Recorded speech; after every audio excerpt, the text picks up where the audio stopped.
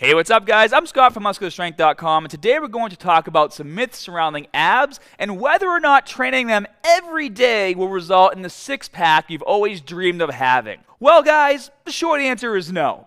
But stay tuned because it goes far beyond just muscle recovery and rest days. Let me explain. Here's the problem, guys. Let's say you're actually dead set on developing a great six-pack by only training with sit-ups. Let's even say you understand the basics of biomechanics and muscle growth, and you decide to apply things like progressive overload, time under tension, and increased volume in your sit-up training. But even with all of that, it's still naive to think that you're going to develop a complete six-pack with only sit-ups.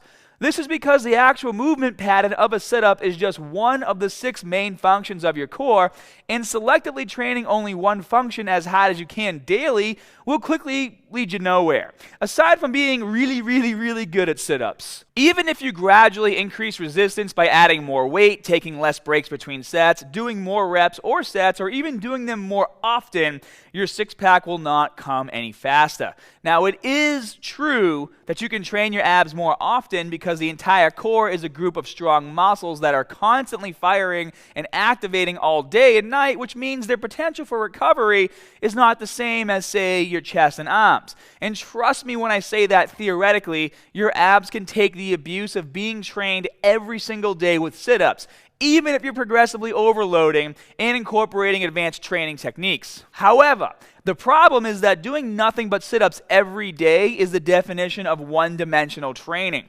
As I said earlier, your core is comprised of many different muscles, each with different functions in the ranges of motion. The sit-up belongs in the first of 6 main categories of abdominal exercises, and that category is simply flexing the upper body with your lower body remaining motionless. But to dive deeper into that, I need to quickly go over all 6 main functions of the abs so that you can finally build that fully defined and developed six-pack you've always wanted. Function number 1, flexing the upper body while the lower body remains still. Some examples of this function are the sit-up and my favorite, the ab pull-down. Both are amazing exercises.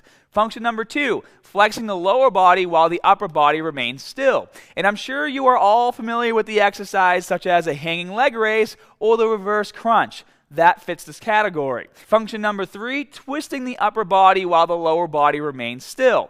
These are exercises like the Russian twist and wood chopper, which are actually some of my favorite exercises for obliques. In case you haven't noticed, there's a pattern here. I'm giving you guys my favorite exercises as examples.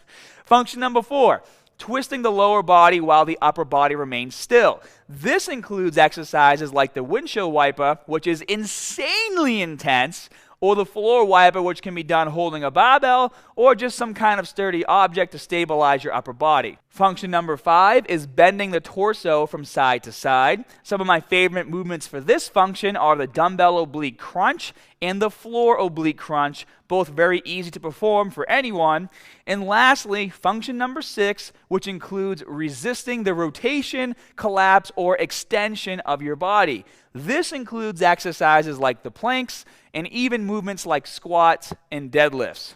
And those are just the 6 main functions, guys. We're not even going deep into the numerous secondary functions or the combinations between those 6. For example, a bicycle crunch would be a combination of functions 1 and 3 because you're bringing your torso towards your legs while also twisting it. So my question to you is now this. Knowing how complicated your core truly is, and knowing that when it comes to muscle groups like the chest or arms, that you will most likely perform 3 to 5 exercises to target those muscle groups in different ways to maximize their growth, why would you believe that simply performing one exercise for your abs is the magic solution for a ripped six-pack? Guys, the truth of the matter is that in order to optimally build and develop your core, you need to train it in a smart and effective way, and here's what I would do.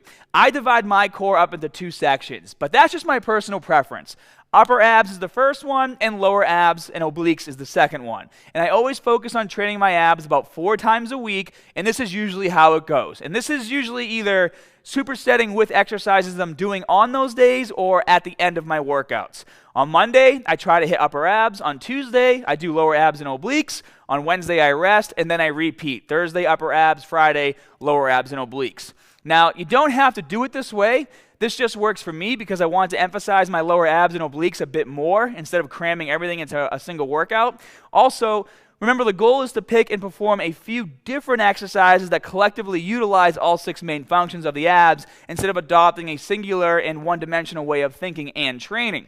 And before anyone says anything, yes, I know the rectus abdominis the entire rectus abdominis is activated when training abs, but you can place more emphasis on specific areas of the rectus abdominis with specific movements, as we just went over with the 6 main functions. Anyone who says otherwise has never trained their abs properly with multiple movements before. I know summer is around the corner, guys, and I want to make sure you're all ready to show off those ripped abs. So in the meantime, I thought it would be fun for everyone to post a current progress photo on my website and my forums. I just posted mine, and I will add the link to my pinned comment below. The forums are free to use, and if you guys need any additional help, I am there daily answering questions and comments. If you guys enjoyed this information-packed video, be sure to smash that like button, and if you want more great tips like this, be sure to subscribe and click that stupid notification bell that YouTube claims ensures you guys get my notifications, but we all know is a big lie.